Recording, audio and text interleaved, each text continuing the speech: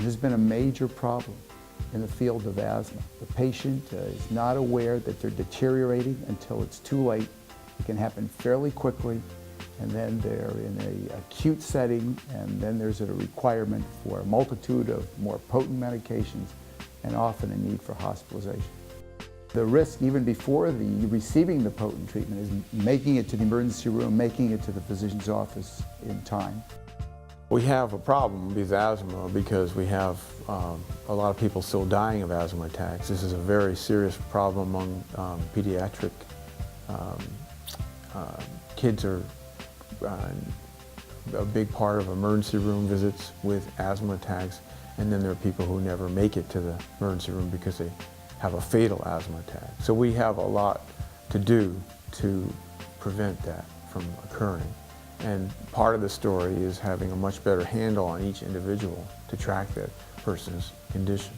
And so coming up with metrics that have been validated through multiple studies, like, for example, the nitric oxide, could potentially make a big difference. We really don't have any preventive medicine, period, no less in asthma. We have basically a track record of prescribing the same medications, usually the same doses for all people.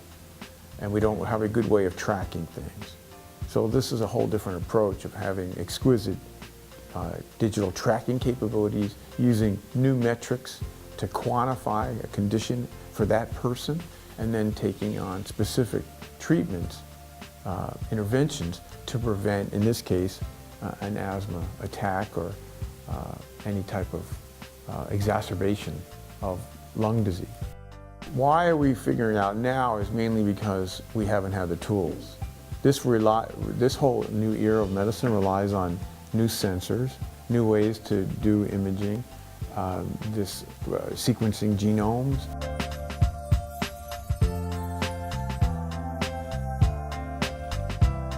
Coming up with the tools that would allow us, for the first time really, to have each treatment, prevention strategy that's guided by that individual's biology, their physiology. Very different than the way medicine's been practiced for hundreds of years. It's actually a very exciting time because we're moving to getting data for each individual that's patient-generated, and this is, I think, very unique. It's this technology of being able to measure something which has not been widely available, certainly not to consumers, and certainly not to asthmatics, and that's the metric of nitric oxide, NO. So that really sets up a whole new dimension in our ability to individualize treatment and prevention in people who have asthma. Exhaled nitric oxide measurement is extremely helpful in allowing us to provide enhanced management of the patient with asthma. Often, exhaled nitric oxide gives a window into the lung of the degree of inflammation. And up to now, we don't have a way to determine that. We look at pulmonary function tests, but often they lag behind.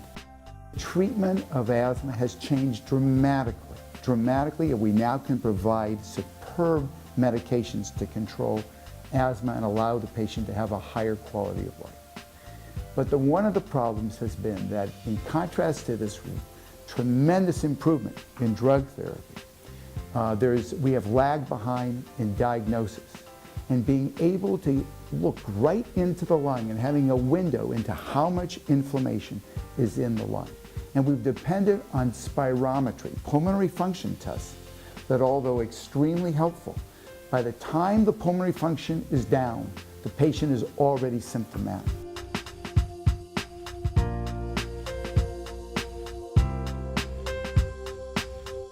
Had an opportunity to utilize the device, and it provides very exact and reproducible exhaled nitric oxide levels. We're in the midst right now of a study comparing the exhaled nitric oxide from the Spirometrix device to a device that's currently being utilized by physicians in the United States and Europe. There is a current device prior to the Spirometrix device that's been available now for approximately 5 years. We use this type of measurement, exhaled nitric oxide measurement, in virtually every asthmatic patient. I personally would be doing that kind of measurement many times every day, and it would help me in the diagnosis of whether the patient does or does not have asthma. It would help me determine in a patient with asthma whether I need to instruct the patient to utilize more medications, whether I need to tell the patient you're not being compliant with the medication, it's important. And I'm extremely excited that finally, after all these years, I have a direct window into the degree of inflammation of the patient with asthma.